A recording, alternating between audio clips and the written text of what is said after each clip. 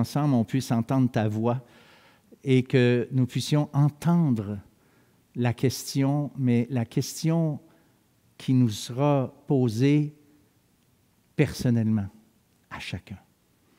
Alors, Seigneur, merci de par ton Saint-Esprit, de faire entendre ta voix, s'il te plaît, pour ta gloire, Seigneur. Vraiment pour ta gloire, Seigneur Dieu. Amen. Alors, c'est ça, vous vous rappelez cette fameuse nuit où l'apôtre Pierre, d'abord, la veille, le soir même, en fait, il avait dit au Seigneur que jamais je vais te renier, que même si les autres te renieraient, moi, je ne te renierai pas. Je suis même prêt à mourir pour toi. Et vous savez comment Pierre s'est planté, comment Pierre a renié 3 fois le Seigneur, même avec serment. Et comment, lorsque les regards du Seigneur Jésus l'ont croisé, je ne sais pas si vous vous rappelez, dans un des évangiles, le Seigneur, après qu'il ait renié 3 fois, le Seigneur le regarde. Je ne sais pas où il était placé, mais j'imagine là, qu'il était là, puis le Seigneur le regarde. Et le texte ne dit rien sur le regard que Jésus. Je soupçonne un regard de compassion qui dit, « Gars, Pierre, je te l'avais dit, Pierre. » Tu sais, un regard qui dit quelque chose. Et là, Pierre, il part en pleurant.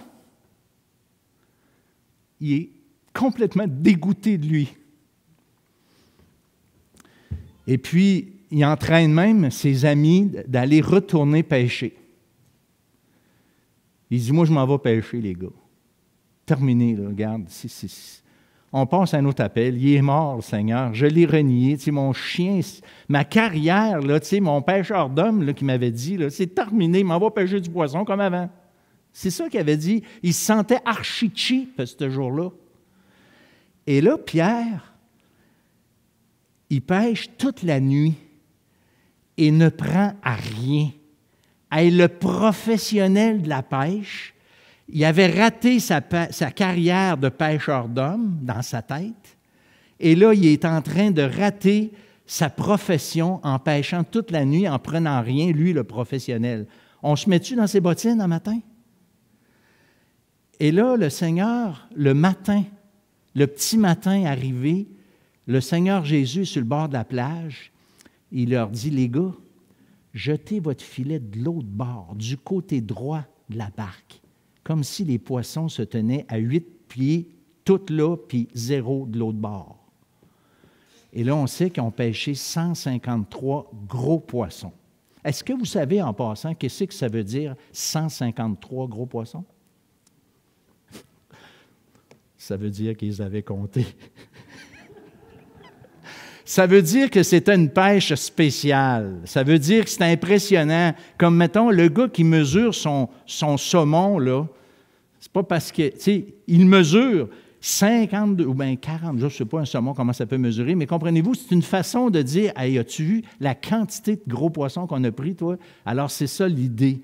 Alors, là, Jésus a un petit meeting avec les amis ici, les quelques disciples qui étaient là, puis il leur sert à déjeuner. Et là, Jésus prend Pierre. Ce n'est pas clair de la façon physiquement que ça s'est passé, mais c'est clair que Jésus, s'est adressé personnellement à Pierre.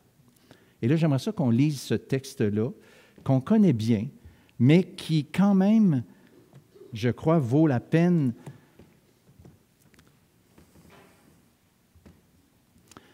Jean 21.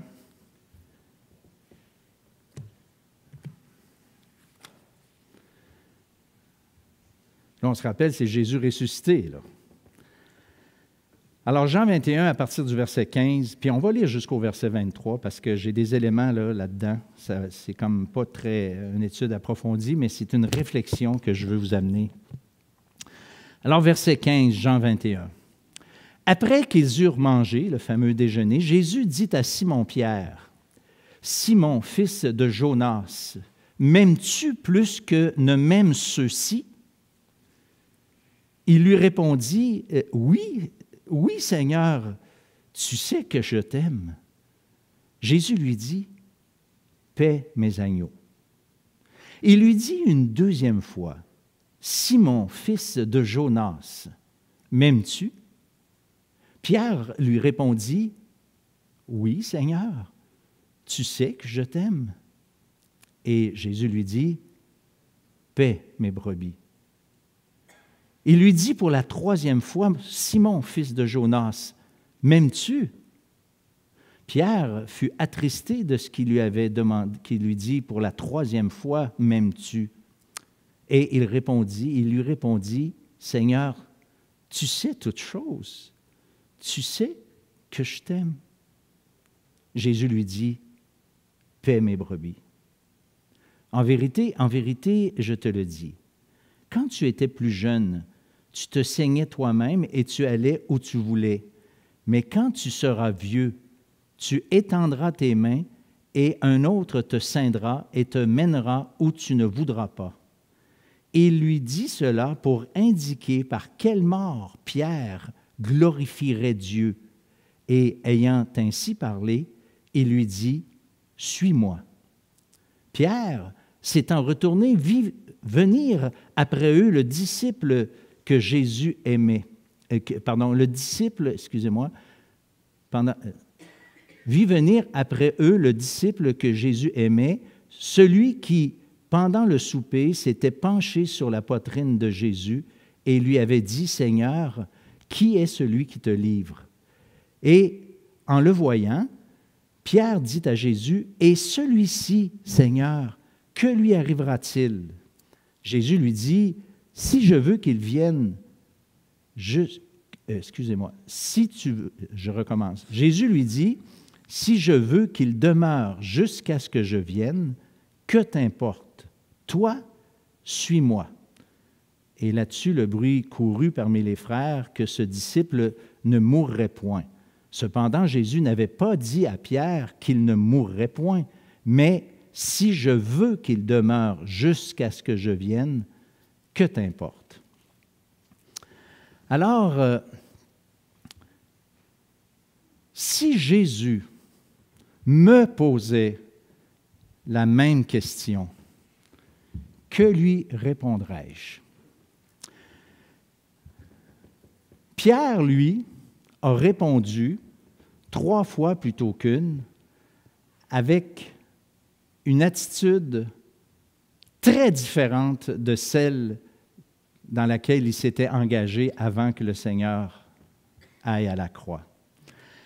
Et sans toucher le jeu de mots qui est là, je pense qu'on connaît, mais le point que je veux juste souligner, c'est que, 1, qu'est-ce que je lui répondrais?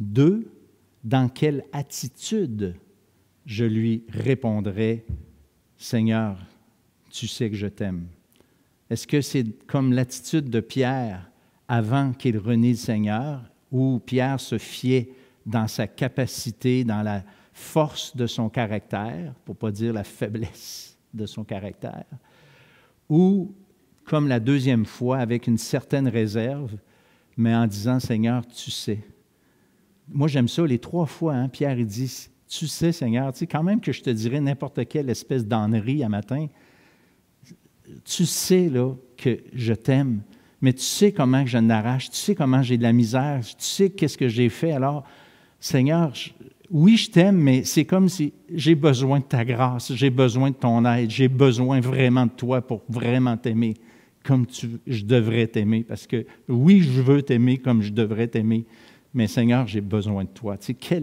ça, c'est la question. Alors, qu'est-ce que moi je répondrais? Tu sais, qu'est-ce que toi tu répondrais si Jésus te demandait, puis il te le demande, « M'aimes-tu, mon frère?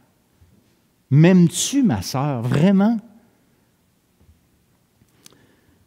Et si je donnais la même réponse que Pierre, qu'est-ce que le Seigneur me dirait, moi, à mon tour, face à ma déclaration, « Oui, je t'aime. » Qu'est-ce que le Seigneur me dirait? Alors, à Pierre, on va regarder brièvement, à Pierre, il y a 3 choses qu'il lui a dit. D'abord, la première des 3 choses, c'est 3 fois la même chose. paie mes brebis. Et ça, si on le prend dans un langage clair, facile, ça veut dire, si tu m'aimes, Pierre, tu viens de me le dire 3 fois plutôt qu'une, s'il te plaît, là, en conséquence de cet engagement, de cette déclaration, oui, je t'aime, bien moi, là, je te demande, si tu m'aimes, de t'occuper de mes brebis. Autrement dit, Jésus lui confie une tâche. Il lui demande de manifester cet amour que je viens de m'engager, que Pierre vient de s'engager. Il lui demande de faire quelque chose. Mais il a dit aussi quelque chose, puis là, ça, c'est peut-être que vous allez réaliser quelque chose que vous n'avez jamais vu. En tout cas, moi, j'ai comme été touché par quelque chose que je n'avais jamais vu de cet angle. Au verset 19, le Seigneur Jésus, il dit quelque chose que c'est bien difficile à comprendre. S'il n'y avait pas le verset 20 qui nous explique, moi, je n'aurais jamais compris. Hein? Il dit, quand tu étais jeune, tu allais où tu voulais. Quand tu es vieux, tu vas pas où ce que tu veux. C'est un autre qui décide à ta place. Alors, moi, j'appelle ça un foyer de personnes âgées. Tu sais. Mais ce n'est pas ça. Le verset suivant, il dit clairement que dans son propos, c'était clair. Moi, je ne l'aurais pas dit aussi ombragé que ça. Mais dans son propos, les autres comprennent tous qu'il est en train de dire de quelle façon il va mourir crucifié. Vous êtes d'accord? Alors, là, Jésus, il dit, « Regarde, Pierre, je te le dis, là, puis ça, là, si je résume, je vais le dire autrement. Pierre, tu m'as renié, OK? Puis tu m'as renié solide. Et là, je veux que tu t'occupes de mes brebis. Mais là, je t'annonce aujourd'hui que tu vas être fidèle et que tu vas finir même par mourir. Effectivement, comme tu m'avais promis dans le temps. Tu vas aller jusqu'au bout de ton pitch maintenant. Tu vas être fidèle. Je vais te tenir fidèle jusqu'à la fin. » Alors moi, le Seigneur ne m'a jamais dit que j'allais toffer et que j'allais être un témoignage et vivre à sa gloire jusqu'à mon dernier souffle. Et je vous assure que je demande souvent au Seigneur que je puisse l'honorer jusqu'à la dernière minute. Parce que ça, là, on ne le sait pas. Est-ce que vous pouvez garantir, vous, aujourd'hui, que vous allez suivre jusqu'à la fin? Je sais qu'on a tous ce désir-là, mais quand je vois des chrétiens plus âgés qui sont toujours là, fidèles, comme je disais tantôt à M. Maillot, hein, c'est ça, M. Maillot? Tu sais, quand je vois des personnes qui sont là longtemps, puis qui sont là, qui ont vieilli, qui ont été longtemps à servir, puis qui sont encore là, bien, c'est une grâce, parce qu'on ne sait pas, mais Pierre a eu cette assurance merveilleuse. Et en quelque part, j'ai aussi, dans une mesure, cette assurance, parce que je sais que, tantôt quelqu'un l'a dit, je suis dans la main du Seigneur et je ne crois pas, moi, qu'on peut perdre son salut. Et quand on est sauvé, le Seigneur, si on s'éloigne, on s'expose qu'à la discipline, mais on ne s'expose pas à tomber en bas de la chaloupe puis se noyer, vous comprenez? Alors, j'ai quand même une certaine assurance que je serai fidèle, mais je compte davantage sur sa fidélité que sur la mienne. Mais Pierre a eu une révélation qui était particulièrement claire en ce qui concerne qu'il allait aller jusqu'au bout. Et là, il pouvait tout mettre ses billes à obéir au Seigneur puis à ne pas s'inquiéter pour plus tard parce que là, il avait eu une expérience tellement traumatisante de l'avoir renié que là, maintenant, il était prêt d'aller avec lui puis dire « Go, je ne suis plus inquiet, j'avance avec le Seigneur. » Mais là, il dit une autre affaire. Quand il voit Jean arriver, et là, comme d'habitude, Pierre, il a une petite tendance, comme moi, comme vous, de dire, « Ouais, mais lui, il va faire quoi, lui, Jean? » Et là, le Seigneur, il dit, « De quoi tu te mêles, en bon québécois? Mon ami Pierre, si moi je veux qu'il demeure jusqu'à ce que je revienne, ce n'est pas ta business. Toi, suis-moi. Toi, là, suis-moi. » Et le Seigneur nous dit aussi la même chose aujourd'hui. Toi, là, suis-moi. Et si vous êtes normal, et si vous êtes impliqué dans un service pour Dieu, je suis sûr que vous avez de la misère à voir les chrétiens qui dorment sur leur steak. Est-ce que j'ai raison? Et à cause de ça, beaucoup se sont découragés. Beaucoup ont dit, garde, moi aussi, je vais prendre ça relax, puis je vais faire mon petit chrétien ordinaire, je vais venir à l'église tous les dimanches, je vais être quand même fidèle, mais combien de chrétiens se sont laissés décourager, le zèle qu'ils avaient pendant des décennies pour certains, qui ont complètement, ça s'est dégonflé, à cause qu'ils ont oublié cette parole. Ils disaient, garde, peu importe, lui, ce qu'il fait, elle, ce qu'elle fait, elle a abandonné, elle s'est refroidie, elle n'a plus le zèle qu'elle avait. Toi, là, suis-moi. C'est ça l'appel du Seigneur. Toi, suis-moi. Laisse faire les autres. Je ne dis pas de ne pas encourager les autres. Je veux juste dire, ralentis pas. Laisse-toi pas ralentir et arrêter par ceux qui ne font plus ou qui ne font rien ou presque rien. Comprenez-vous? Et c'est ça la parole que je veux vous laisser aujourd'hui. Toi, Jean-Pierre, Jacques, Thérèse, Armandine ou je ne sais plus qui, viens, toi, suis-moi, s'il te plaît. C'est ça que le cri du cœur que le Seigneur nous envoie.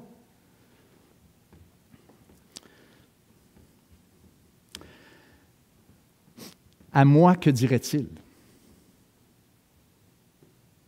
À moi, qu'est-ce qu'il dirait? Bien, écoutez, je pourrais faire une liste qui durerait toute la matinée. Mais j'aimerais juste souligner une chose ou deux, OK? Puis on va mettre ça un peu pratique.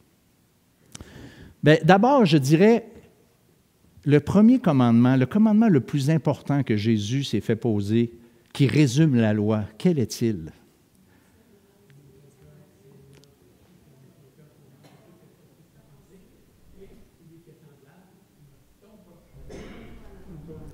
Aimer Dieu. Et Jésus a dit à Pierre, m'aimes-tu? Alors, ça résume le point le plus important de notre service, aimer Dieu. Et Jésus a dit, si vous m'aimez, puisque vous m'aimez, gardez mes commandements. Il dit, celui qui a mes commandements et qui les garde, c'est celui qui m'aime. Alors, s'il y a quelque chose que je sais, puis là, je vais juste concrétiser ça avec la raison d'être, pourquoi je suis ici ce matin avec l'heure de la bonne nouvelle, je vais vous proposer des choses concrètes en relation avec l'heure de la bonne nouvelle. OK? Moi, je crois que l'heure de la bonne nouvelle est un outil, pas l'outil, un outil parmi tant d'autres. Et je suis loin de penser que c'est la seule chose qui vaut, pas du tout. Mais c'en est un outil. Alors moi, je voudrais vous encourager d'écouter des émissions. Pourquoi? Ça va peut-être vous stimuler à prier, ça va peut-être vous encourager de les faire écouter à des non-croyants. Ça, c'est concret. Si vous m'aimez, pas moi, si vous aimez le Seigneur, si vous aimez que l'Évangile soit répandu, si vous aimez les âmes, les perdus que Dieu aussi aime et qu'il veut sauver, bien, c'est une façon de faire en écoutant les émissions. Vous recevez, je pense, un journal de nouvelles. Eh bien, ça aussi, c'est une façon de vous informer pour mieux prier. Et puis, on raconte des histoires, des fois, des témoignages dans notre journal qu'on veut on veut être des encouragements. Vous pouvez aussi, si vous aimez le travail qu'on fait, si vous êtes poussé par l'Esprit du Seigneur, bien, vous pouvez aussi prier pour l'équipe, pour l'impact du message, pour l'élaboration des messages, pour le suivi des contacts, pour l'ouverture des portes de la télé, que ça puisse rester ouvert. Vous pouvez vous impliquer avec la promotion des émissions en distribuant des signets. On en a imprimé 240 000. Vous pouvez en distribuer, j'en ai sur la table en arrière. Vous pouvez vous servir pour des distributions personnelles, pour des distributions massives. C'est toutes des choses. J'ai amené des DVD, des séries des dernières années. Et j'ai décidé ce matin que je les offrais à 2 piastres chaque.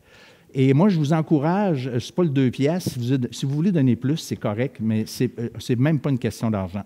C'est que vous pouvez utiliser ces DVD-là pour prêter à des gens que vous connaissez, que vous aimez. Écoutez ça. Et là, vous ne les donnez pas. vous les prêtez de telle sorte que ça vous donne une excuse de revenir les chercher et de demander des nouvelles. Puis, as-tu écouté ça? Alors, ça, c'est une façon concrète de manifester notre amour pour le Seigneur et notre amour pour l'Évangile et les perdus. Financièrement, bien sûr, si on peut s'impliquer, on est ouvert à ça, on est quand même, on peut remettre des reçus pour impôts. Et puis, en conclusion, j'aimerais quand même qu'on puisse réaliser avec l'histoire de Pierre que dire au Seigneur qu'on l'aime, puis qu'on ne le reniera jamais, puis qu'on est prêt de mourir pour lui, c'est en soi pas suffisant. Dire et faire certaines choses, on peut penser que, voilà, là, c'est correct. Mais j'ai réalisé quelque chose en préparant cette réflexion. Dans 1 Corinthiens 13, Paul dit « Quand je distribuerai tous mes biens pour la nourriture des pauvres », ça, c'est plus que parler, ça. Il dit « Quand je livrerai mon corps pour être brûlé », c'est plus que dire au Seigneur que je l'aime. Si je n'ai pas l'amour, cela ne me sert à rien. Et là, je me suis dit, attends un peu, la question que Jésus a posée à Pierre, elle est bien plus pertinente que je ne l'aurais imaginé, au point de faire des choses comme ça et de tout perdre à la fin malgré tout. Avez-vous déjà pensé à ça? Moi, non. C'est la première fois que je faisais un lien entre la question du Seigneur « m'aimes-tu » et ce texte-là qui me dit que je peux faire plein de choses sans vraiment avoir comme motif l'amour. Alors, la question que Pierre s'est fait poser par le Seigneur, elle est plus que pertinente. Elle est une question même peut-être de perdre les récompenses pour un service fidèle parce que je n'aurais pas eu la bonne attitude, la bonne motivation pour servir. Et lorsqu'on a la bonne motivation pour servir, ceux qui ne servent pas ou qui ne servent plus ou qui ne veulent pas servir ne nous démotiveront pas. Vous aurez la meilleure des motivations pour servir, à être fidèle au Seigneur, que le pasteur parte, que le pasteur ne parte pas, que l'Église brûle, qu'elle ne brûle pas, qu'il y ait des persécutions, qu'il n'y en ait pas, qu'il y ait des chrétiens qui soient infidèles, qu'il n'y en ait pas, ça ne fera pas d'impact parce que la vraie motivation sera votre amour sincère pour le Seigneur. Et c'est ça que le Seigneur cherche. Et pourquoi Pierre s'est fait 3 fois poser la question, j'aimerais juste vous rappeler que c'est parce que c'était important pour lui. Amen. On va prier. Seigneur, merci de cette question qui, oui, Seigneur, as-tu, parce qu'elle nous remet vraiment à notre place. Et puis, on comprend, Seigneur, ce matin, son importance pour toi. Alors, Seigneur, ensemble ce matin, on veut ensemble te dire, oui, Seigneur, tu sais que je t'aime. Et on veut, Seigneur, que ce soit le motif, la raison d'être élémentaire de base, voire l'unique raison de notre service pour toi et de notre vision pour les âmes qui se perdent autour. Alors, merci, Seigneur, de bénir cette assemblée, de bénir, Seigneur, chacun d'entre nous pour que nous puissions vraiment se poser la bonne question et sincèrement, devant toi, dans le secret de nos cœurs, y répondre simplement avec l'attitude que Pierre avait suite à son reniement plutôt que celle d'avant. Et c'est pour la gloire du Seigneur Jésus et l'honneur de ton nom que nous prions. Amen.